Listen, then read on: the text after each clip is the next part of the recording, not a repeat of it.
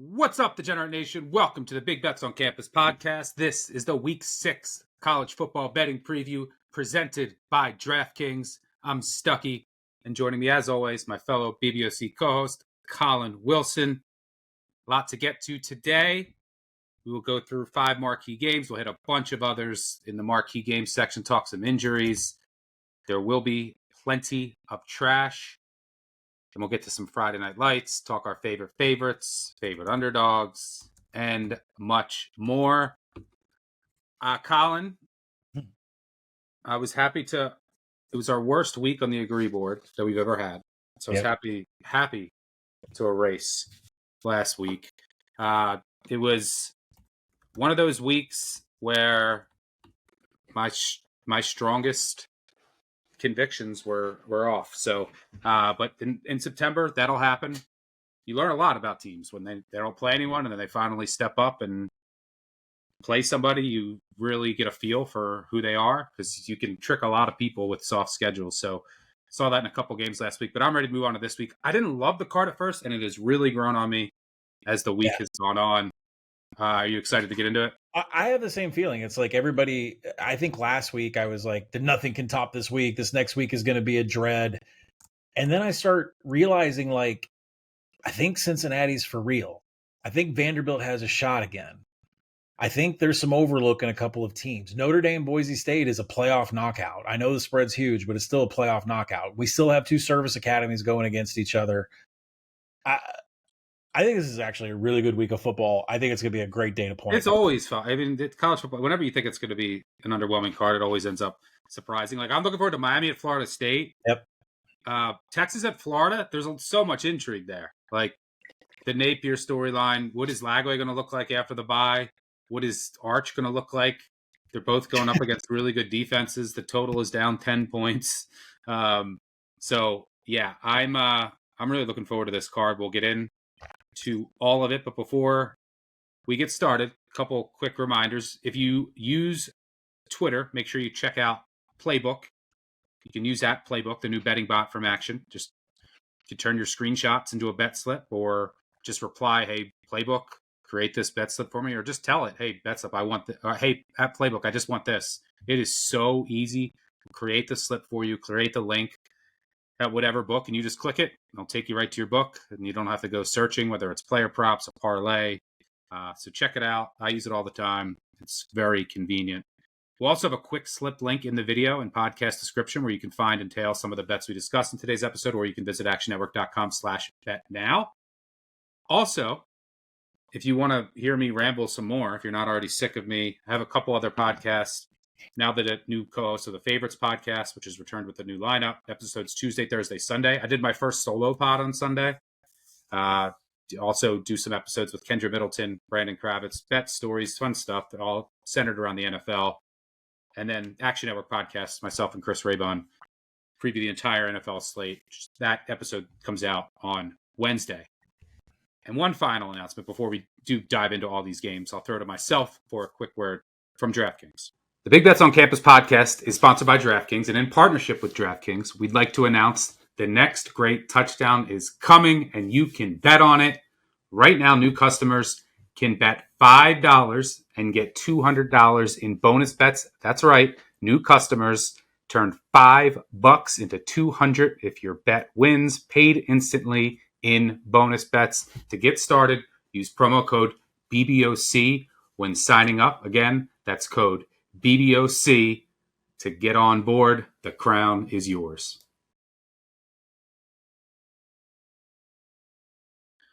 All right, let's get right in to our marquee games of the day. Let's start where we just talked. Texas, Florida. So Texas visiting Florida. Texas is anywhere from 6.5 to a 7-point favorite. Total has come way down to 42.5. Mm-hmm. I ended up reluctantly playing Florida here. I took the 7.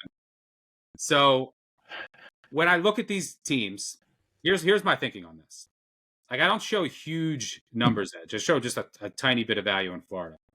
both these offenses have been ugly. Both of these defenses have been elite. So why do I like Florida here? Well, I think that there's a higher probability that Lagway benefits more from the bye week than Arch does. Why? Well, we know for a fact that Lagway was hurt in the offseason. We know for a fact that he didn't get to work with his receivers.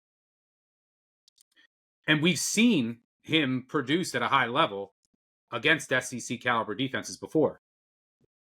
So we don't know if Arch is hurt. He did get to work with his receivers. And we haven't really seen him produce through the air. So, why I can believe that Lagway is going to come at, maybe he's healthier. Mm-hmm. Maybe he gets more timing down with his receivers. And it looks like Dallas Wilson's going to play. Dallas Wilson, 5-star freshman, had 10 catches for 195 yards and 2 touchdowns in the spring game. And we've seen how good this Florida defense has been. So there's a lot of upside here for Florida that they might look more functional on offense. Texas is running more man. I think that's good. The more middle of the field closed. I think that's good for Lagway. With Wilson in the lineup, they might actually be able to bring the deep pass back. It's amazing. It's disappeared from their offense. It was a strength last year. And I just haven't seen it from Arch to trust laying 7 on the road here. I mean, this is a kid that was 11 of 24 at home against UTEP for 130 yards with a touchdown and a pick. This Florida defense has been feisty against everyone. This is also an enormous strength of schedule disparity. Texas strength of schedule around 150 in the nation. Florida is number 2 overall. So at home in the swamp after the bye, I don't expect Florida to quit. This might be their last hurrah. If they don't win this game, it might be the last hurrah for old Billy Napier. They'll also have a slight special teams edge per my numbers. And the total is super low. Points should be at a premium. For what it's worth, Napier's 26-14 against the spread as an underdog, 65%, covering by about 5 points per game. 8-4 against the spread when catching at least a touchdown against SEC teams. Really should be 9-3 if Lagway didn't throw 5 picks against LSU. So one final thing here is that if you look at Texas's defensive numbers under the hood, they all look elite, right? But they did face Ohio State in a game where Ohio State didn't really try to do much, and it was Saints' first start. And then since then, they've played a bunch of clowns. But their defense is supposed to be really good. It is elite. But maybe there's a chance that it's a bit overrated because of that, and because of the lack of strength of schedule. But if you look, where's a weakness in their defense? It's against 12 personnel. They have not been good against 12 personnel. You're going to get a lot of that from Florida. So I took the points here. This a lot of uncertainty with how these quarterbacks are going to look. And it could come down to who makes fewer mistakes, which does worry me a bit about Lagway. But I'm going to trust Florida in the spot at home in the swamp. What do you see here? Well, I make it 6, so I couldn't get on the side. I was really interested in the total and how it was dipping. I didn't know if that was injury related. I didn't know if that was weather related. And I really kind of wanted to sit back. And I did my homework earlier this week and wrote it up for Action Network. And, what the defenses have done to this point has really been amazing. I don't believe in Arch. I mean, I get it. You had 7 red zone trips against Sam Houston, 5 touchdowns, 2 field goals. Is that supposed to convince me that this 84th overall in finishing drives and this consistent red zone issue that Steve Sarkisian has, that all of a sudden it's going to be fixed because you had a game against Phil Longo? I mean, not only that, even outside the 20, Arch is struggling to move the ball against the. Yeah, they should be. And everything looks off. Yeah, everything looks off. The strength of the Longhorns is absolutely what Kwiatkowski's doing with the defense in the 3-3-5. Top 15 overall in success rate, best defense in the nation when it comes to limiting quality drives and rush explosives. I just don't expect much from Florida here on the ground. We'll see, what Dallas Wilson's going to do. But at the same time, it's one of those things where I think Florida needs to kind of find an identity themselves. The last thing I'll mention about the Texas D is that they're 7th in hard stops, and that is a PFF stat that says a complete failure by the offense. If you can tackle in space in the second level, you get a stop. I think that's really important because I'm not sure Florida's going to be able to create any explosives unless we see something we haven't seen before from a 5-star freshman. Yeah. Lagway, his numbers in that last game against Miami were, I get it, he didn't have a turnover-worthy play, and that's what we're looking for. But his average depth of target was 3.7 yards. It's like he didn't create a big-time throw. Billy Napier didn't allow him to do a thing to screw up. When you're throwing for 3.7 yards, it's tough to screw up. And I think going up against Miami, maybe it was more of those, I need Lagway to have a clean mental health billing going into the bye week than anything else. But, in passing downs against Miami, 2.7 yards per play, they went 12 of 23 overall passing. I know it was 5 interceptions. This is against LSU. This was a step up, not to commit a turnover-worthy play against Miami. But at the same time, I just don't see this offense doing anything. They're going to have to need every single yard after first contact from Jaden Ball, who right now is 4 yards after first contact. They're going to need all of that against But if they just hit a couple explosives to Dallas Wilson, you don't need much in this game to cover with a total of 41.5. I'm not disagreeing with you. I just think it's going to come late. And the reason I think it's going to come late, by the way, the Gators defense, another thing that I love about their stat box, 18 possessions they've allowed to cross the 40-yard line. Only 10 of those have made it into the red zone. They've done it against the second hardest schedule in the country. And think about it. Most teams get stiff in the red zone. They get stiff after the 40. Only half of those drives across the 40 even made it to the 20.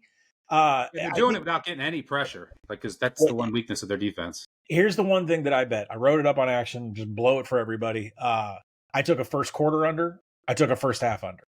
These defenses are so elite. Texas hasn't allowed anyone to score on them in the first quarter, and they did play Ohio State. But Florida's only given up a TD in the first quarter, period. That's it. 7 points, 1 TD, and it was given up to Miami. They played LSU. They played South Florida. That's it. These teams are so good in the scripted portion. Also played Long Island, who has a road FBS win this year against Eastern Michigan. The Sharks. So, listen, combined, these teams have given up 7 points in the first quarter. I played under 7.5 in the first quarter. I played under 21.5 in the first half. That's down to 20.5. I think what's interesting about this, to say stuff that I think there's going to be scored in the second half, that first half total is still 20.5, and the overall game total has trickled from 40.5 up to 42, 42.5. So I think it's a slow starting game. And then I think you're right. I think Florida figures a couple things out in the second half, and maybe Sark finds the red zone here and finds some play calling down by the 20. But I like the first half under. I love the first quarter under. All right, I'm rolling with the Gators. Chomp chomp. Plus need 7 here though. All right. There's some cheap 7s out there right now too. Agree. I think it's going down. Yeah, I think it'll close lower than 7. All right. Let's stay in the state of Florida. Miami at Florida State. Florida State is a 4.5 point home underdog. Total 54.5. Over took some money this morning. This is another game I bet the dog. I took the 4.5. I don't show a huge edge number. I make it a field goal. So, and look, I have Miami as the 5th best team in the country. Is there a chance we're overrating Miami? It's possible, right? One thing we're not overrating is they're playing the trenches. Yeah. I think, you go. Let me throw this stat in. All the mobile quarterbacks they've faced, they've given up 10 net rushing yards to those mobile quarterbacks. So they are owning the trench. Yeah, their offensive line is one of the best in the country. Their defensive line is 2 of the best defensive ends with Messidor and Bain. But I have them a top 5 team in the country. I downgraded Florida State slightly after last week, even though they should have won that game. What do they have, 60, 70% post-game win probability? Mm-hmm. Might have been caught peeking ahead a little bit. But I only have them as a field goal favorite here. And this is their first road game of the year. Yep. And look, they have looked impressive. Miami has looked impressive. But even when I adjust for opponent, their offense doesn't look amazing.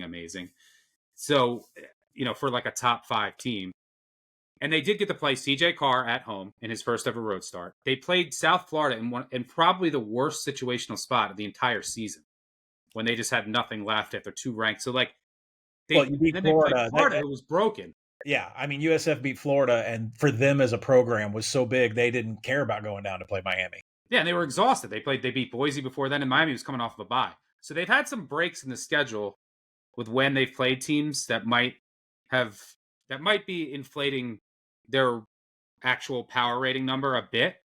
But I have them in top 5, but I still show value in Florida State. And this is Beck's first road game with Miami. What you want to look at Beck's home road splits from last year? Last year at Georgia, Beck at home was at 25 touchdowns and 5 interceptions. On the road, his completion percentage dropped by 10%. He had a 3-7 touchdown to interception ratio and a sack rate that more than doubled. So he looked rough on the road. So maybe this offense doesn't look as smooth in Tallahassee in front of a raucous crowd. I think that with these ends, these menaces on the end, and Bain and Mestor, like having this misdirection and this Malzahn offense can actually work in Florida State's favor. I think they can move the ball here. So this is mainly a numbers play in addition to Mario. Mario's going to mess up one of these games, and I think it might be this one. For what it's worth, as a road favorite of at least a field goal against Power 4 teams, Mario's 16-26 against the spread, 38%, failing to cover by about 4 points per game on average. He's 4-12 against the spread in league games as a road favorite in the ACC. Failing to cover by 9 points per game, 29% against the spread. Meanwhile, Norvell, 7-1 against the spread, 87.5% as a home dog against ranked teams, covering by about 9 points per game. Literally the complete opposite of Mario. He's won 4 of those 8 outright. The only one he didn't cover was that fluky loss at Clemson. Oh my God, I'm still pissed about that bet. In a game that they should have won. He's been nails as a dog. I think just in-game decision-making edge to Florida State here. So I took the 4.5. I think the Noles going to have a really, really good shot of pulling off this upset. I think this goes right down to the wire.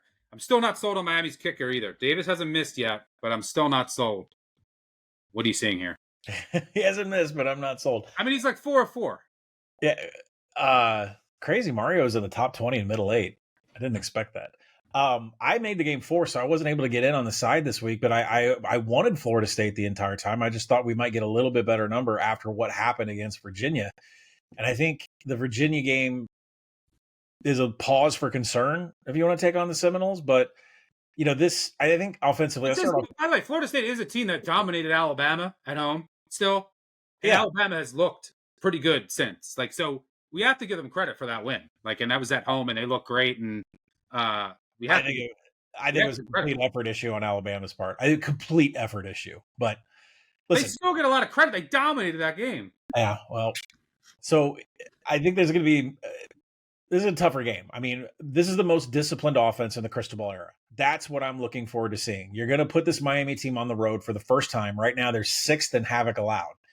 I can't remember a Miami team that's been this safe on offense, especially with Cam Ward under center. Right now, we're 6th in havoc allowed. They're top 20 in success rate, finishing drives past. I could just go on and on about how great this offense has been. And I think the defense has been even better. I mean, Corey Heatherman has just been fantastic against mobile quarterbacks, like I said before. I think it's worth noticing. The reason I want to play Florida State and I haven't, and the reason I'm playing the over, this tackle grading is falling for Miami week after week. I mentioned it on the last pod that there were some concerns in the USF box score that maybe the tackling wasn't as good as we thought. Against Notre Dame, they missed 7 tackles. That's really good. And then they missed over a dozen against USF. In the last 2 games against USF and Florida, they've missed 32 tackles. The tackling is going the wrong way for Miami right now. And if Florida State is able to get into the back half of that secondary, get around Ruben Bay and get around those edges, then it could be a problem. Now, for Florida State, their offensive line is ranked number 1 right now in line yards. I mean, this is going to be a huge battle in the trench.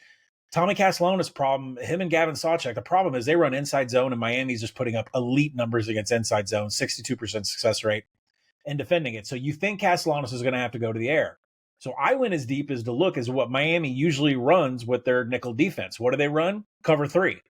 What does Tommy Castellanos absolutely destroy? Cover 3. I went to this year's stats. I went to last year's stats. 58% success rate against cover 3 with a 25% explosive play rate. He likes facing cover 3. So if you look at the fact that Beck has dominated quarters coverage, which is what FSU plays, Castellanos has dominated cover 3, which is what Miami plays, and you throw in a growing missed tackle rate by Miami, and the fact that the FSU defensive line got thrown around by Virginia last week, I took over immediately at the beginning of this week. I want to get in with you on Florida State. I probably will, because I'm on the board or no? Yeah, let's put it on the board because I don't think 4 is going to be there when this closes. Yeah, I think it closes 3.5, 4.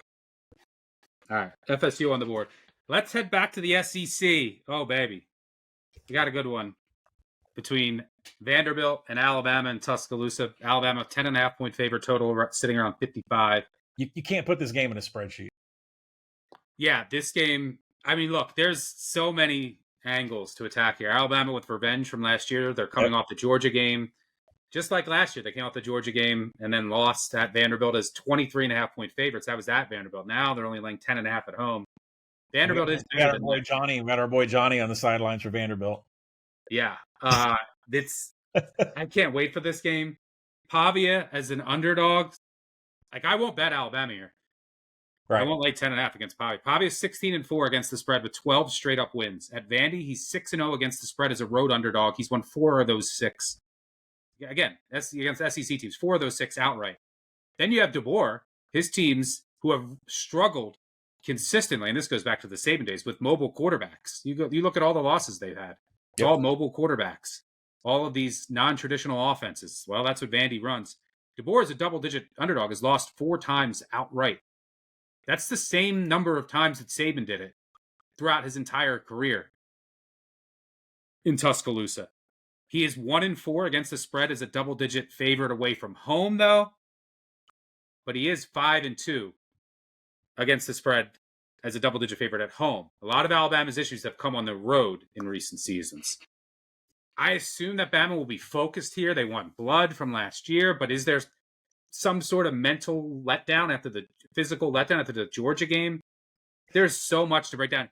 If I adjusted for opponent, I have Vandy's offense is like one of the 5 best in the country. Their offense has been unbelievable. Now, they haven't played the best competition, but I'm adjusting for that, and it's through the roof. So, how are you 31 seconds per play and scoring over 50 points? It's amazing. So, I would lean. So, look, Bama can't run the ball. It's a problem. They can't run the ball against anyone. And they've been horrific in that aspect. Vandy's run D is much better than their pass D. So I think Alabama's going to come out here and attack through the air. I think they should have success doing that. And I think Vandy can have success against this Alabama defense. Like, I still maintain that the Alabama corners are overrated. I know everyone loves them. They're going to be without a key linebacker. We saw Georgia run all over Alabama. Alabama's run defense looks a little vulnerable. They have struggled with these mobile quarterbacks and non-traditional offenses. So I think Vandy can put up points. Now, will Vandy just go super even slower and like more run heavy to just shorten the game? That's my one concern about the total, because I definitely lean over. Like, I think Bama's going to get its points. I think this Vandy offense is real. Sadly, I make the game 10.5. So, like, I'm right on market here. I was shocked. Just with so many factors. Like, I thought that I might have value in this game. I think it's going to be a great live betting game. I might take Vandy pre. Like, here's the thing. If Alabama wins the toss, I mean, if Alabama gets the ball first, I think they're going to go down and score. DeBoer is so good early in these games. So then they go up 7-0. Yep. And then I can get a better number with Vandy. But I also trust this Vandy staff, who's so good in the scripted portion, that if Vandy gets the kick, I think they might go down and score. So I don't know. I might play this live. I think Vanderbilt has a shot, but I do expect Bama to be buttoned up. I do expect them to move the ball through the air. I can't wait for this game. What are you seeing? Yeah, Ty Simpson, clean windows. We do like that. I think, by the way, I just put it in the app while you were talking about it. I love the over in this game too. I project the total at 59.5, so that's above the key of 55. There are a couple of 55s out there right now. DraftKings 55.5, but you could buy it for 10 cents, back down to the key of 55. I think what you have to do is you have to ask yourself, how did Vanderbilt win this game last year? 90 hidden yards that boosted their average starting field position to the 31. They also controlled the ball the entire game. Multiple methodical drives, limited Alabama to none. Alabama had 2 turnovers that included a Jalen Milroe interception. Alabama was stuffed on 50% of their 19 carries.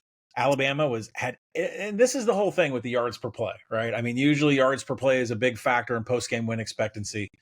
Alabama 8.8 yards per play to Vandy's What was it, 5.6? And that's why I said you can't put this game in a spreadsheet. You just can't line these numbers up and say automatically that Alabama is going to whip them, because I think you're absolutely right.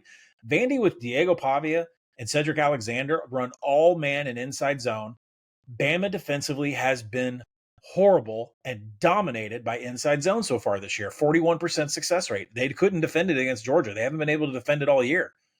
Bama's strength is against outside zone and power concepts. Vandy doesn't run outside zone. It is all Alexander and Diego up the middle and inside zone. And that is a huge problem for Alabama's defense. So, Alabama, I think the other thing too is like the red zone numbers are kind of skewed. They have the least amount of red zone attempts by opponents. It's close. There's like a couple people lower than them, but they've only had 6 the entire year. And of those 6 red zone trips by their opponents, 5 have been touchdowns. That's not good. So I think Alabama is completely vulnerable. I think the fact that Diego and Cedric run this massive amount of inside zone, and Bama has not been able to defend that against FSU. They were not able to defend that against Georgia. I think Alabama is in trouble. So, it's one of those things where the spreadsheet spits out, the number should be 13.5. Can I take 10.5? Like I should. This is the same problem I had last year. And then hidden yards, special teams, methodical drives. You can't put this game in a spreadsheet.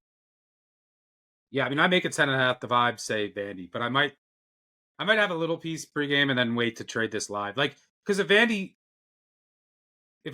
Alabama gets the ball, goes down and scores, I'm going to bet Vandy live. Okay, but if Vandy gets the ball first, goes down and score, I'm probably going to bet Alabama live. What's our remember our stat, right? Kalen DeBoer has won every first quarter in every game as the Alabama coach, except for one team, Vanderbilt. Yeah. So I'm a little scared to wait on our Alabama first quarter bet, on this one. Yeah. I don't mind your over for sure. That's the way it's over or nothing. All right, let's head to the Big 12. Cincinnati off of a big win against Kansas. Small home favorite against Iowa State. I love Cincy here. I played Cincy, one of the first bets I made this week. See, I went the other way. I took team total over. I could see that. So basically, when you look at Iowa State, they had an impressive win over Arizona last week, but it was just a lot of pass explosives. Like, I'm not sure how consistent of a form of offense that can be for this team that lost a lot of talent at the wide receiver position. Although the Cincy defense, their pass defense isn't great. Right. But I don't think Iowa State's going to have much success running the ball. And by the way, Dante Corleone, future pro, I believe he will be back this week, their best defensive lineman. This Cincy offense is on fire. Mm-hmm. I mean, no matter how you slice it, this has been a top 20 offense this season. Their new wide receiver room is really coming into form. Brendan Sorsby is playing unbelievable football. And he's going to go against an Iowa State defense that will be without its 2 all Big 12 corners that they lost for the year to ACL injuries, which just massive losses. And Jontez Williams and Jeremiah Cooper. Dominic Orange, their future pro on the interior defensive line, he's going to play, but he's banged up. And that's massive. Like, he commands all the attention. And this is an Iowa State team that gets no pressure. Among all Power 4 teams, the only teams who get less pressure are North Carolina and UCLA, who might win a combined 3 games this year.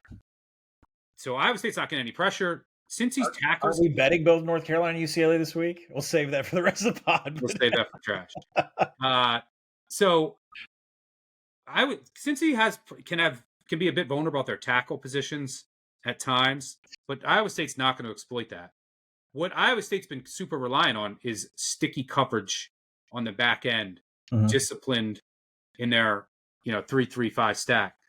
Well, now they're going to be without 2 all Big 12 corners. I think they're going to see the effects of that, and I think Cincy will be able to move the ball here. Additionally, the Cincy defensive coordinator came from Iowa State. Yep. He was there for 7 years, linebacker coach, defensive coach.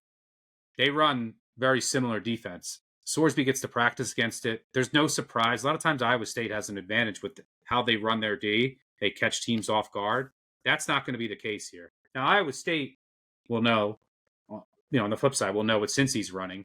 But I trust the Cincy offense and their weapons more than Iowa State's offense right now. And it's worth noting that Iowa State has kicker issues. Didn't matter last week because they blew out Arizona, but their kicker and their kickoff specialist are out. So that could come to rear its ugly head in a close game. There's also some late down regression that could work in Cincy's favor here. They're third nationally in early downs EPA, but they're only 38% on third downs. While Iowa State, much worse early down offense, they're converting 50% of their third downs. They're also 5 of 5 on fourth downs, and their opponents are only 4 of 12. So they've been pretty fortunate in a lot of late down stuff.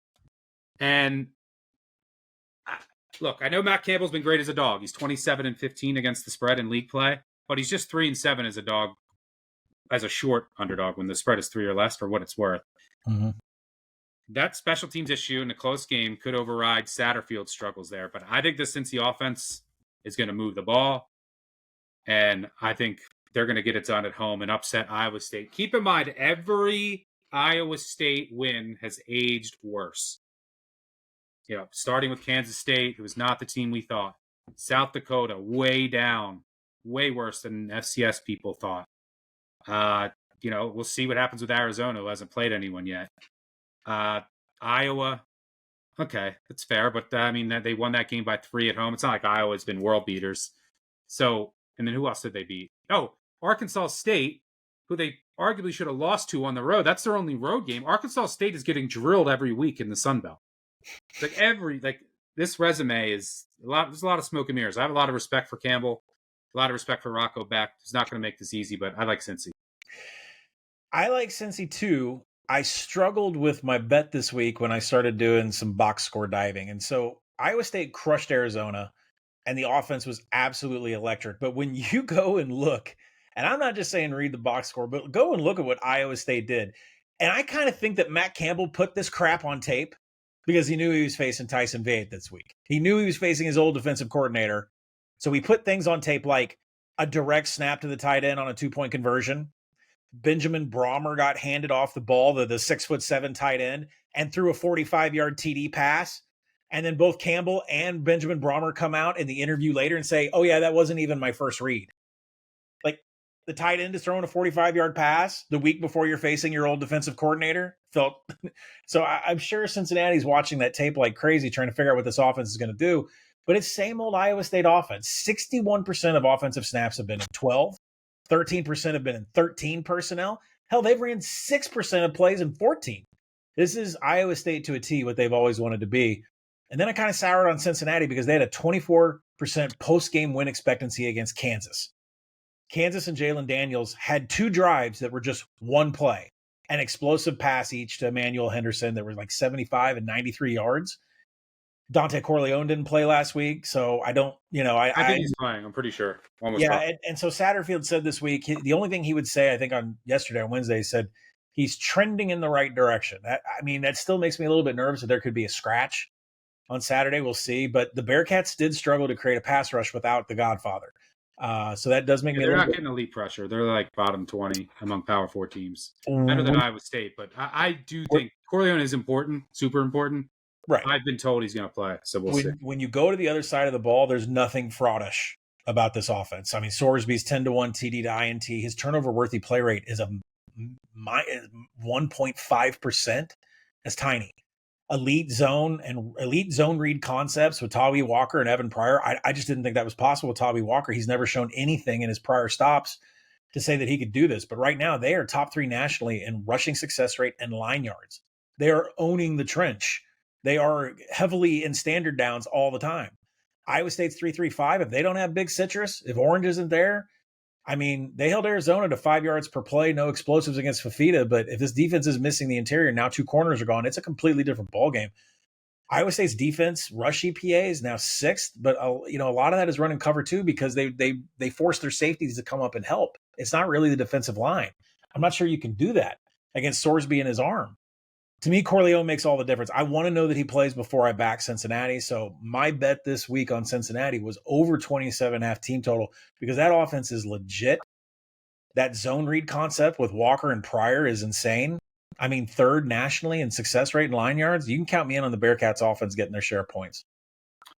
All right, let's head back to the SEC. Mississippi State at Texas A&M.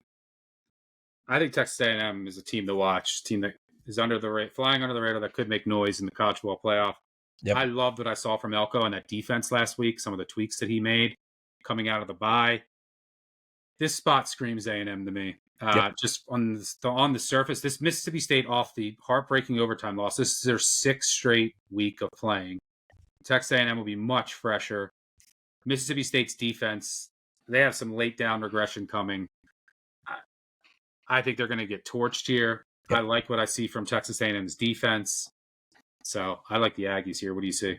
I absolutely agree. And it's no disrespect on Miss State. I still think they're pretty good. I think they're due to get their clock cleaned. I mean, they're still not producing a pass rush, which is kind of needed here. Tennessee, despite that game being so close, they still completed 10 passes of 15 yards or more. That's a lot. I mean, Mississippi State gave up a lot of explosives, as you probably should against Tennessee. But Tennessee doubled the national average in explosive drive rate. Well, guess what? I mean, Texas A&M can do the same thing with Craver and Concepcion. And if you look up the box score. And they're going to dominate their offensive line is going to dominate the line of scrimmage. Yes. If you look in the box score, 16 targets for Tennessee went to Mike Matthews and Chris Brazell. Those are both lined up at wideout, and they went for 223 yards. Who's the wideouts that we should be looking at? If you're looking for a prop bet here in this game, Craver is pure slot. I mean, he's an animal, maybe the best in the business. But Casey Concepcion, Terry Bussey, and Ashton Bethel Roman, they're the ones that line up at wideout all the time. I think they might be worth a prop here. The Texas A&M defense deserves mention because I kind of dogged on them a couple weeks. They allowed just a single explosive pass to Auburn and Jackson Arnold.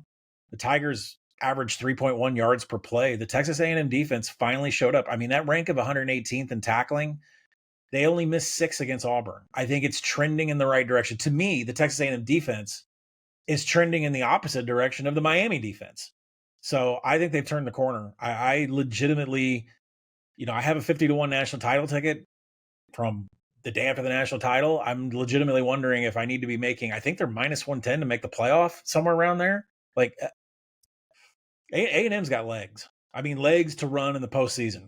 They really. I got some plus 270 to make the playoff. I mean, what do they not? If the defense improves and you've got Craver and Concepcion and that offensive line and run game, this is a problem. And good special teams. This is a national problem for everybody. All right, let's hit some. I put A&M on the board, by the way. Is that okay? Oh, yeah. All right. Let's hit to the rundowns. A couple games here. Boise State at Notre Dame. Notre Dame 20.5 point favorite. Shout out to a friend of the show, Tim Murray. I saw tweeted this out earlier. Since Freeman arrived at the start of the 2022 season, Notre Dame is a national best 30, 14-2 against the spread. But they're just 4-6 against the spread against G5 teams, including 1-6 against the spread versus unranked G5 teams with 2 outright losses, lost to Marshall and NIU. My numbers say there's value on Boise. No thanks. Leonard Moore should be back. I don't know how Boise's going to get a stop. And Notre Dame knows right now. Yep. 2 losses. Style points matter. Yep. Absolutely. I don't know if I'm playing Notre Dame because of my numbers, but I'm not playing Boise here because they're not going to get a stop. Yeah. Shout out to Tim. Notre Dame's not going to stop. Shout out to Tim for 1,000 text messages about our Notre Dame Arkansas rivalry, but then not texting me once after we got blown out and fired our coach. I appreciate the respect, like not rubbing it in. But, listen, you're right. The style points absolutely matter here. Notre Dame needs to get in. And if there's a plethora of 2-loss teams, they're going to be in the mix without a conference championship to play in. So this is really important. And they need USC to win out too. They need style points here, and I wouldn't be surprised to see Freeman lay it on here if they absolutely have to do it. Now, both defenses. They don't have many games where everyone's going to be watching, and this is there's only a couple, and this is as close as it gets. That's how easy their schedule is the rest of the way. I think USC. The thing for me is you just put a 50 burger up on Arkansas when you didn't need to, and you did. Are you going to put a 50 burger up on the Boise defense, which you absolutely can? Both defenses are pretty horrendous in allowing drives and points. Boise's 127th in defensive finishing drives. Just cross the 40, you're going to get a touchdown. Can Boise stop the potent zone read of Price and Love? Probably not. Mild success rate, but look at their strength of schedule, 110th. I don't. Notre Dame's defense needs to improve. They really need to limit Boise to about 17 points in this game. But I really I actually think they can. I think their defense is already hit rock bottom for that Arkansas game. Leonard Moore is going to be back here, so I think that they'll probably force Maddox Madsen, who puts the ball in harm's way, to a couple turnovers, and then this will get ugly. I think if you have a book that offers it, I wouldn't be surprised to see Notre Dame go over 49.5 here. I think a 50 burger on this scoreboard at the end of this day is something that they want to put up there again consecutively. Yeah, and Freeman, sometimes his teams struggle with like the sleepy spots against G5 teams. This isn't one of those, right? Like Boise State was a playoff, NIU. So they'll be ready for this game. This is a brand name. Yeah, and this isn't like NIU trying to bleed out the clock the entire game. All right, Kentucky at Georgia. Georgia, 20.5-point favorite here, total 48.5. Kirby Smart is like the worst big favorite of all time. Mm-hmm. I already mentioned before, he's 0-15 against the spread as a favorite of 38 or more. Well, as a favorite of 20 or more against SEC teams, he's 8-17 against the spread, including 0-7 in his last 7. Doesn't usually show much. I mean, and we know Kentucky and Stoops is just, they're going to play a ton of zone. They're going to try and take away the explosive play. They're going to try and shorten this game. So my first thought would be an under here.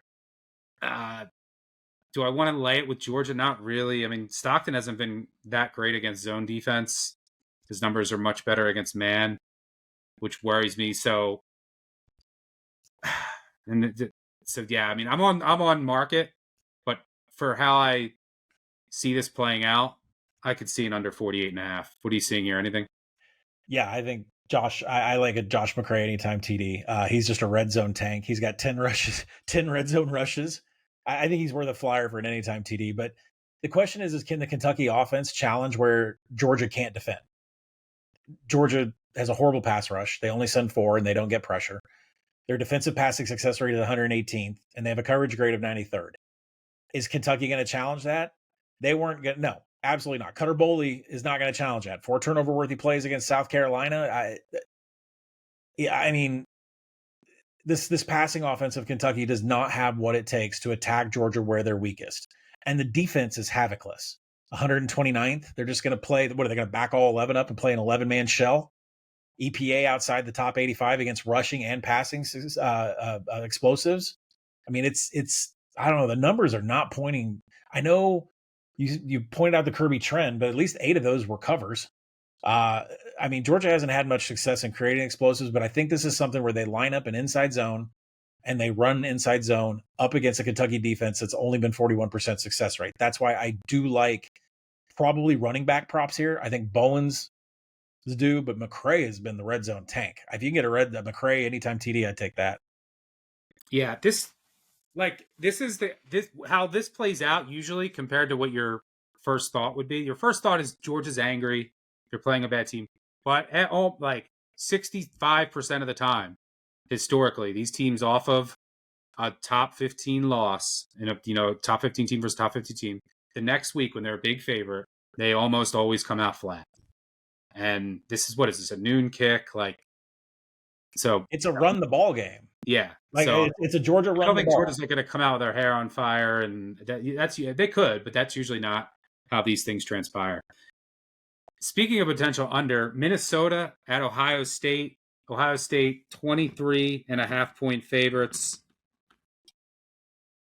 I mean, this is a potential flat spot for Ohio State. I could just see them. They went on the road. They got that huge win at Washington. A lot of people were calling for potential upset. This total, including us. Yes, this total keeps coming down, man. Wish I got this. Wish I already bet this. But number one, how's Minnesota going to score? Yeah, I don't know. Number two, so what Minnesota's going to try to do is shorten this game. They're always a snail. They're going to try and shorten this game as much as possible. Is Darius Taylor playing? I've not seen an update. I don't know if it's Taylor's back. Yeah. I haven't seen. Flex usually hush on those things. Regardless, I can't see them doing much. We also don't talk enough about Ohio State and how slow they've been for the past 2 years. Ohio State last year was a snail. This year they are so slow. It's insane. So the tempo of this game is going to be incredibly slow. Market's coming down on this, but It's 43.5. I think the only team slower from a seconds per play basis this year than Ohio State is UL Monroe, and they're like behind like Navy and Vandy. Ohio State is 31.2 seconds per play. They're super snail. So yeah, I could see Minnesota trying to take away the explosive play on D, and then they're going to try and shorten this game even more than they usually do. You're right; they're 134th. It's insane. So I'd strongly lean to under. I'm close to market on the spread. I could see Ohio State being a little flat to start, but I don't see the Minnesota offense having much success. I just can't see the path. Do you see anything there? The Minnesota strength of schedule really kind of shades their numbers. I mean, they beat Rutgers by 3, a Cal loss, Northwestern State, Buffalo. I'm struggling to find the identity. And then when you don't have DT, potentially because of his hamstring, it kind of clouds things even more. The team is still 97th in offensive finishing drives, despite playing this kind of cake schedule. They're one of the worst in FBS in creating a run over 10 yards. That's not going to be helped any this week. And the Ohio State D is top 5 in everything. Success rate, EPA, third down defense, which the third down defense being 4th nationally. Like, does Minnesota create like 2 first downs in a drive in this game? I'm not really sure. And so proving it against that electric Washington offense, which has like a future pro quarterback, a pro running back, a pro wide receiver. Like, Texas has its issues, but seeing it against that Washington offense, that D is legit. Yeah, to me, this is the same game that was played 2 years ago when Ryan Day won 37-3. There's overlook, if you want to call it overlook. Illinois was supposed to be a somebody. I guess they are again with a win over USC. But a matchup against, Burt and the size of Illinois and all that on the road is much bigger than this. And I think the score of 37, if I had to name it exactly, I'd say 37-3 from what we had 2 years ago is exactly what's going to happen here. But, Ryan Day has a chance to put it up. That's great. Maybe we'll have to bet an exact score prop, because that was my prediction, 37-3. Oh, yeah, that's what the score was 2 years ago. I mean, Ryan Day had a chance to put it up on him, but 40 total points. All right. Lean under there. Texas Tech at Houston. Texas Tech 11.5-point favorite. Looks like Baron Morton will play. Houston's really beat up. They got a lot of injuries last week. They were very lucky to win at Oregon State. They're so bad. Their pass defense looks good. They're not going to be able to block Texas Tech here, so I can't see them moving the ball. This looks like an under to me. The Houston offense is a disaster. Yeah, they're not going to be able to block Texas Tech up front. No. So 51's the key at 51.5. This looks like an under to me. Yeah. Well, Texas Tech, Houston's going to try to run the ball. They're going to try and shorten this game. Like, Baron Morton has a neck injury. Why is he even in the game? What, to hand off? Like, to me, this is a Jacoby Williams, Cameron Dickey game. Like, and that's how you get your under. But at the same time, Houston, the offense is a disaster. I just can't see their offense so much. Did you know Connor Weigman has 55 pressures and 125 dropbacks? Like, their O-line's a mess. They have injuries, and they're not going to. Then Texas Tech is the best D-line in the Big 12 by a million miles. Well, I think under is the play, but I think the better play might be Houston's team total under, and then go around and just maybe bet a Jacoby Williams or Cameron Dickey prop. But Houston's offense. Yeah. Anything in Virginia at Louisville? For what it's worth, Louisville is 6.5-point favorite here. Tony Elliott has 10-1 against the spread as a dog of 7+ in conference games. Yeah. I want to play Louisville on the spot. So do I. But they're just not, and their D has been really good. And it looks like Virginia will be without their stud center again, although the kid who shifted over there played really well last week. For Louisville, I've loved what I've seen from their defense. They can't run the ball. Yeah, but their backs just aren't fully healthy yet. So, like, their backs, they have one of the best backfields in the country. They're playing. Watson Brown are playing, but they're not healthy. So, like, when are they going to get healthy? And then I think you're going to see this offense take off. Like, even their wide receivers are hurt. So, like, they're gutting through these wins and finding a way to win. But their offense and their rushing numbers all look bad because the backs aren't at 100%. So, I can't fully trust them. here. So this is probably a pass. We'll be rooting for Louisville. And then I think which is huge, is that if they just squeak out this game, get a bye week, get healthier, Braum as a dog is always worth a look at Miami. If Miami's still undefeated, they'll be worth a look there. But I got to stay away just because I need to see the full health from all the weapons on Louisville. Yeah, if we get some positive news on that health, I would want to back Louisville, but I'm sure I make it like 7.5. I make it slightly over 7. So I make it 10. I'm that's full health. But yeah, I think here's one thing that bothers me about when I was doing all the numbers for all the games. It's like, how is Virginia 11th and Havoc allowed with Chandler Morris as the quarterback? Like, I had to go back and wasted all his turnovers and throwing the game against Army. Right now, Louisville, North Texas. Louisville is graded as the number 1 pass rush per PFF. So yeah, their D line is nasty. Is that Virginia Havoc allowed at 11th? Is that going to take a serious tumble after this game? So that's kind of what I've been thinking with this one. I could see it, but Virginia's offense is real. Like they hit on their portal guys, and it's based on their numbers, adjusting for opponent. It's real. All right, but I still don't fully trust their defense.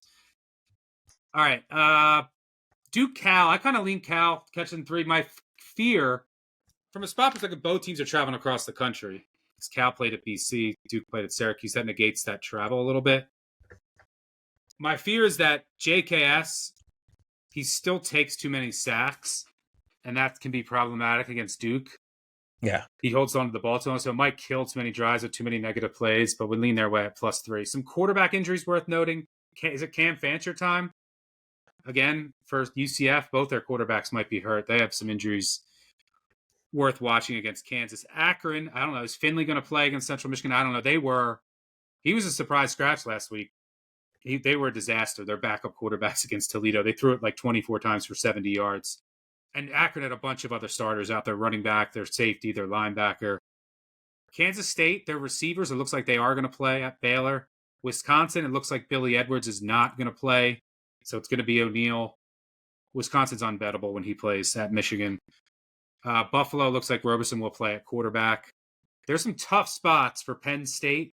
Penn State, again, off that big loss, big top 5 game, and then head across country to play UCLA. Usually you come out flat. Even though you'd think they'd come out angry, usually you come out flat. Although UCLA can't get pressure, so maybe they just fire their OC. It's a mess. Washington, tough spot coming across country to take on Maryland after that marquee game. A lot of injuries to watch with Washington as well. There's also high wins in the Nebraska-Michigan State game, which is why that total has come down. See anything in any of those games I mentioned? I think you played UCLA. Yeah, I did play UCLA. Penn State had a serious issue going west and playing against USC last year. Sort of a letdown spot. And look, Franklin has not covered games this year whatsoever. I think UCLA, after the firing of Deshaun Foster, they're going to progressively get better week by week for the guys that haven't entered the portal and the guys that are there to make themselves better. This will be a theme next week when we start talking about Arkansas again. What are you playing for? You're playing for a better dollar value in the portal. And I think you're playing for the Outback, the pride of the Outback Bowl. So I don't see Penn State having a need to run this up that much. And they had problems playing on the West Coast last year. I mean, they needed some Tyler Warren heroics to get out of there alive. And I'm not saying it's going to be that close, but I think we've hit the bottom of the barrel as far as the market is concerned on UCLA. Hey, UCLA covered was one of my 2 wins I had last week. UCLA, they didn't quit. Under Skipper, they're fighting. Like they could have folded in that Northwestern game. They were down. I forget what the score was, 17-3 at one point. Mm-hmm. But they fought, came back. They were fighting. I think they'll continue to fight for him. All right. By the way, if you're new here, the Action Network app, the award-winning Action Network app, it's free. And if you don't have it, you are missing out on the full BBOC betting experience. And if you never want to miss a bet from myself, Colin, Duck, or the whole squad, use code BBOC20 to get $20 off a year of Action Pro access. Promise you it's worth it. All right, it's time for some trash.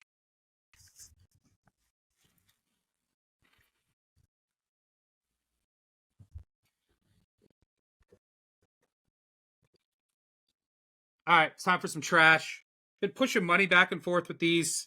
60% lifetime on the show, tracking the trash. This is usually when these start to take off for me. It doesn't guarantee that it's going to do that this year, but let's get into some. Let's start Purdue against Illinois. Give me the 9.5. This is one of the spots of the year. Illinois, 6th straight game in 6th straight week.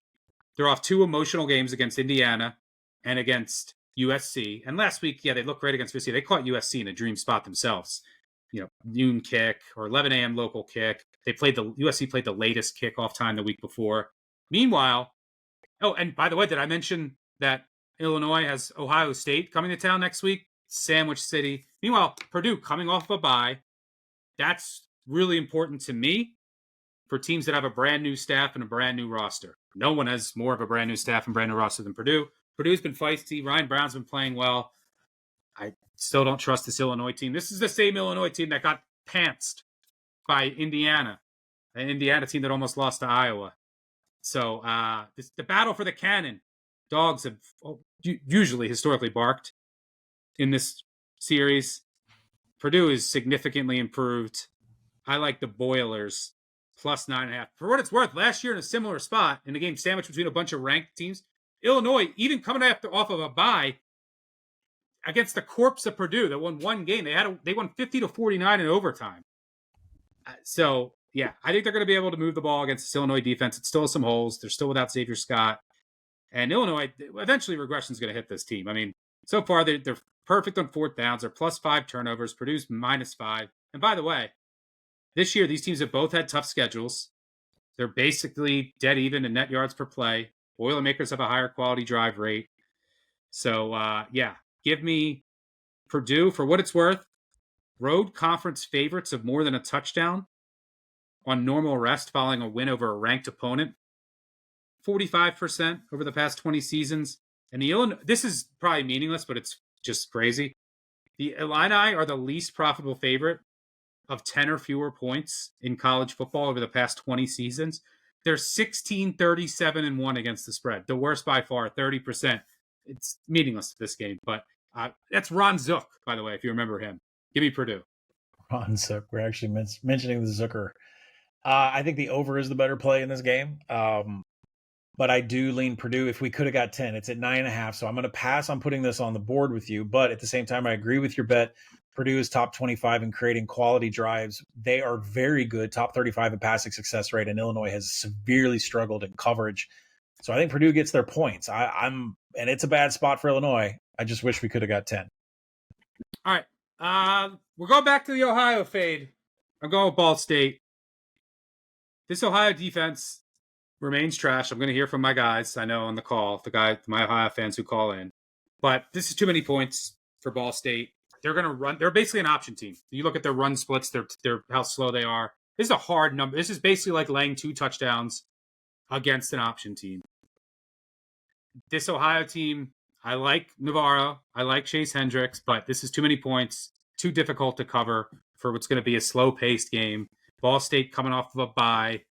Again, brand new team, brand new staff. I think that's important here. The Ohio run defense is missing a couple key pieces, and they have some late down kind of regression coming. They're outside the top 100 in success rate, but they're top 10 on late downs. That's not going to keep up. This defense has major, major holes. Too many points. By the way, for what it's worth, Ohio has been the most profitable team against the spread over the past 2 seasons, 12-3 against the spread. 9 straight covers against non-FCS teams. But give me basically the option Ball State team at home. Yes, Ohio cost us last week, but Bowling Green still almost covered with a pick six, a tipped pick six, another pick in the red zone, and then Drew Pine gets hurt, is out for a drive. The backup comes in, fumbles it, leads to a short field touchdown. Like, just massive swings in that game. Bowling Green had 300 yards in the first half with Drew Pine. They were gashing them at will. Then Pine came back in. He was hobbled the rest of the way. They blitzed him, and he couldn't do anything about it. Mobile quarterback here. Running game. Shorten this game. Off the bye. Give me Ball State. Anything over 2 touchdowns. Put it on the board against each other. I'm going to take Ohio 14.5. That's the number of draft. Head-to-head, baby. By the way, head-to-head, I'm 3-1 this year with Clemson to not win the SEC, so you need this one. I like the Bobs here. I mean, they've played a tougher strength of schedule. They've got a top 10 defense as far as defensive finishing drives. the Ball State offense and this option offense is still bottom 10 nationally in rushing success rate. They may be doing something a little funky with the triple option, but it's not getting anything done. They're heavy rushing, 67%. You look at the Ohio offense, like I said, stronger strength of schedule. They're top 25 in overall EPA and top 35 in quality drives. They're going to get it down the field. And Ball State's bottom 10 in allowing quality drives on defense. I don't see Ohio having that many problems here. So, and I make it 15.5. So we'll go ahead and go head to head here. Head to head, baby. All right, moving on. We're going to go with next up. We are going. Hold on, I lost my spot. All right, we're going UAB against Army. This Army team is way down. Like, their tackles are way down. They don't have Bryson Daly at quarterback. Their defense has been playing without their nose tackle, and in total, 9 of the top 15 snap counters from last year. This UAB offense is good. I know they're going to be without Corey Milner, one of the better receivers, but they were still fine against Tennessee. They're coming off of a bye week here. Why is that important? Well, their defensive coordinator came from Air Force. He knows the option. They already faced the Service Academy earlier this year. And even if they can't slow down Army, they can match scores here. I like UAB +7, +7.5. Either one's fine. I just don't see how Army stops them from scoring. Like, I'm trying to make a case against you, and I can't. Now, UAB's defense is horrific, but without the pieces that Army has on offense, then how much is that worth? Is Army still plug and play, or is it now quarterback dependent with the kind of offensive style that they run? They miss him for sure. They miss Daly, and the tackles are so important in that offense for communication and calling out things. And their tackles are way down. Their offensive line is way down from the unit that won the Joe Moore Award, and their line coach is now coaching Central Michigan, and this defense has taken a step back as well. So, like, even if they can't get stops, and I think UAB might be able to get some stops. Like, they were feisty against Navy at times, and they have 2 weeks to prepare. They have a defensive coordinator who knows the option. They've already faced the Service Academy. So I think there's a lot of intangibles here working for UAB. Kitna will move the ball against this Army team is not getting any pressure either, and they're not going to be able to cover on the back end. They lost 18 of their 25 sacks from last year. A couple guys went to Power 5 teams, so I like the Blazers. So officially, I'm not going to join you, but I would take a UAB team total over. I can't trust a UAB defense that got throttled by Akron. Our Army could. Were you laying points with the UAB in that game? You guys were all running to bet UAB as a favorite. Now you won't bet them as a dog. You bet them as a dog, not as a favorite. No, you bet them to score. That's what they did against Tennessee. All right. UAB's treated me well this year. So I'm now Team Trent Dilfer until they don't cover this. You're a team of one. Yep. All right. Next up, we're going with Wyoming against UNLV. I think the whole world knew I was going to fade Wyoming here. Fade UNLV here. UNLV, the most fraudulent 4-0 team in the country. They have beat Sam Houston, an FCS school, UCLA, barely, and then Miami, Ohio. And again, they were going to get blown out until Miami, Ohio's quarterback got hurt. And still, with the backup, they were about to win, and then they fumbled. This UNLV team is a complete fraud. Now you're going to Laradice.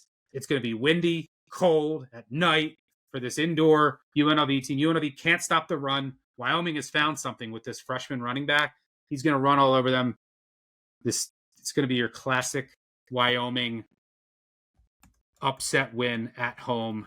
The fraud of UNLV gets exposed. Keep an eye out for Samuel Harris, this freshman back. He had 19 carries against Colorado. He only had 18 over the first 3 weeks. He's averaging 7 yards per carry. I think he'll have a really productive day. The UNLV's outside the top 100 rush success rate, bottom 10 in rush EPA, and they've played clowns. By the way, UNLV, extremely fortunate on late downs of both sides of the ball. Third downs, they've converted 52%. Opponents are 21%. But they're outside the top 100 in like early down stuff. Even though they played clowns, they're +6 in turnovers. I mean, it gets no more fraudulent than UNLV. So, yeah, give me Wyoming. By the way, Wyoming, 13-1 against the spread, 93% as a home conference dog of more than a field goal over the past 10 years. They're covering by 12 points per game in that spot. They've won 8 of those 14 games outright with an average spread of 11. Classic Laradice. Give me the Pokes. No. Wyoming cannot defend the run at all. I mean, look, is UNLV a fraud?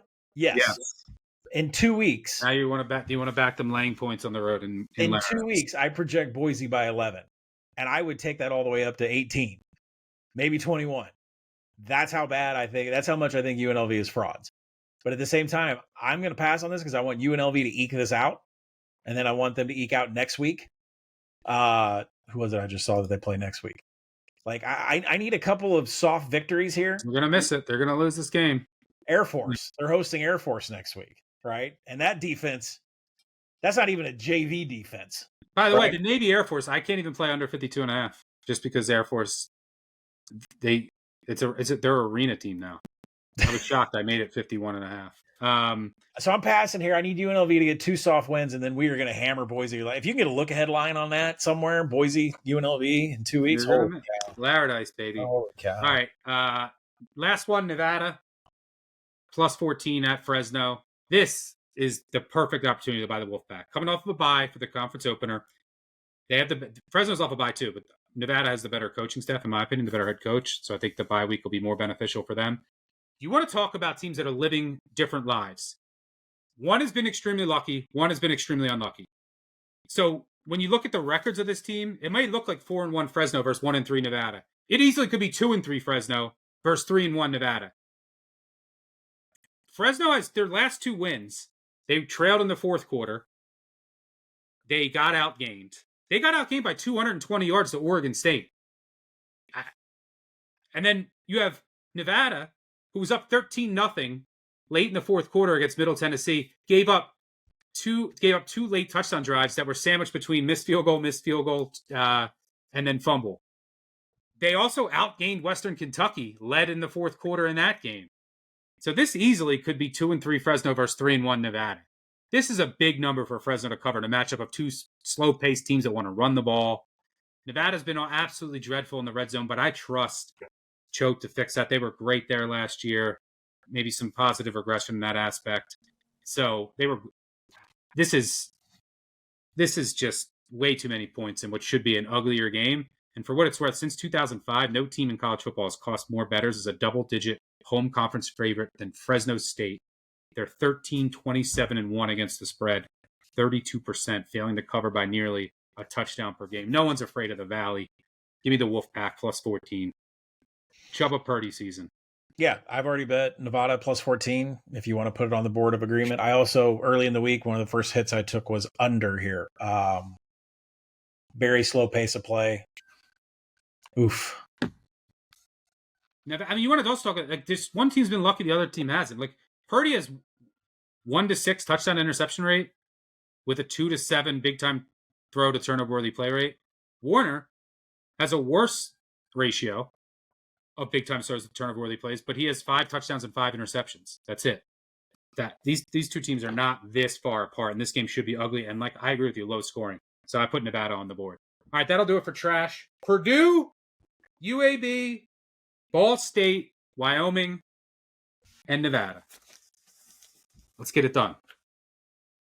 All right, before we get out of here, let's go. 3 and out. All right, we got some Friday night lights. Go through these quickly. Western Kentucky at Delaware. I mean, Western Kentucky continues to get lucky week in and week out. Delaware looks like they might be the best team in the conference, and they're not eligible to win it. Lean Delaware there, especially under 3. Charlotte at South Florida. It's South Florida or nothing. Charlotte has more injuries.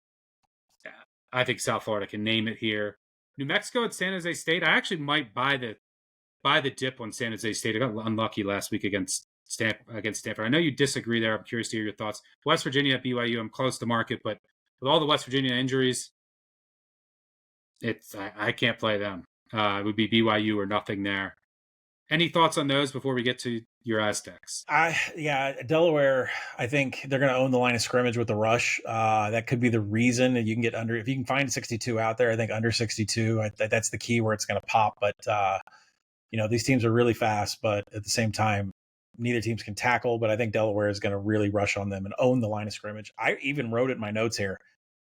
I expect the USF line to get 28.5 and for the market to be resistance and market to have resistance. But the Bulls are going to be able to name it. Same thing you said. I think the Bulls are going to be able to name whatever score that they want. The West Virginia BYU, the quarterback situation is just dire here, right? Yeah, Markel's out for a couple weeks. Nico's I've been out. super impressed with Bachmeyer, by the way, for a true freshman. Jalen Henderson's out. I thought his legs were going to be worth something. Redshirt freshman Khalil Wilkins is going to get the start here. He rushed for 39 yards against Utah in the second half. His backup is a true freshman, Scotty Fox for West Virginia. Like Westfield is decimated. The injuries at wide receiver, injuries all over. It's a mess. I mean, because this Khalil Wilkins kid can run a little bit, I'd be tempted to take West Virginia if it got to 21, but I don't think I'd be tempted enough to play it. I don't know. That's tough. New Mexico, San Jose State, the over. I think San Jose State, they're just dead last in defending the pass. There's no havoc. You're calling Air Force an arena team. Does Air Force and San Jose State play each other? What's that score going to be? 1,000? I think they play each other. The total. Yeah, I mean, Air Force total in the 80s. And the offense runs 24 seconds per play. I mean, San Jose State is extremely fast. Yeah, imagine the Air Force total in the 80s. Yeah, they're at San Jose State early November. Let me see what I don't know how I'm only projecting 56 points, but yeah, the defenses in those two teams are horrible. But yeah, I like the over there, New Mexico, San Jose State. And going nowhere fast, San Diego State hosting Colorado State. This looks like it could be another ugly one. Any thoughts there on the total? Yeah, I took over 40.5. I take over 41 if you can find it. Colorado State has 0 pass rush and a coverage grade outside the top 100. And I said this 2 weeks ago. Jaden Denegal, he just wants to throw deep.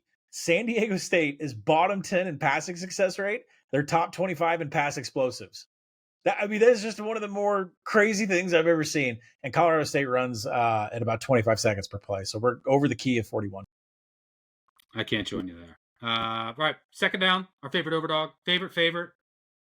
I'm going to go with Arizona. Minus 20, I think is out there. Oklahoma State is the worst. I have them ranked. I would have them tomorrow on a neutral field underdog to Western Michigan. Mm-hmm. That's how bad I have them. They're on a different. They're the worst offense and the worst defense. You adjust for opponent. They're all the way with all the Power 4 teams. They're all the way by themselves with both. It is pathetic. Now, they fired their defensive coordinator. You know who's going to take over? It's an offensive quality control coach who spent the last 4 years coaching high school. This is the offensive quality control coach. I wouldn't be surprised if there's more portal exits before this game. Their starting safety already left. This is a disaster. And they're going to go fast. Arizona should be able to do whatever they want. I expect a focused effort here after last week. And this has blowout written all over. I don't know. This team is so bad. This is Arizona 58-0 written all over it. I mean, we're getting to this point of the podcast and I'm still tweening here. Like I am in between a decision about South Alabama because Troy is a complete fraud. Lost the box score against Buffalo. No, this is your favorite. You're going with A&M. Oh, I'm going favorite. Sorry. Yeah. I was jumping. You're not even listening to me. You just let me ramble and you just stare. Because I'm still thinking about who my underdog's going to be. A&M's the easiest overdog of the week. Yeah. Colin and I, we talked about it. Or talked about the game earlier. Arizona and A&M. All right, so I'll give you time to think about your underdog moneyline parlay. So let's go to third down. Favorite moneyline underdog. We are 4-8 on these this year. Overall, 89-135 plus 16.7 units. I'm going with Florida State. Mario, please Mario for me. Where are you going? I'm trying to make a decision between Vandy, Purdue, or going super short with South Bama. South Bama. Okay, we're going to go South Bama. Troy's a complete fraud. Lost the box score against Buffalo. Lost 2 other games. They are a broken team. Completely broken. South Alabama. All right, we're going with the Jaguars and the Seminoles. That'll do it for us. We'll be back with our recap episode on Monday morning, featuring the best of your deranged voicemails. 959 Bad Beat. Don't forget about it. Call and yell at us for all of our bad picks. And make sure you subscribe, tell a friend, tell an enemy.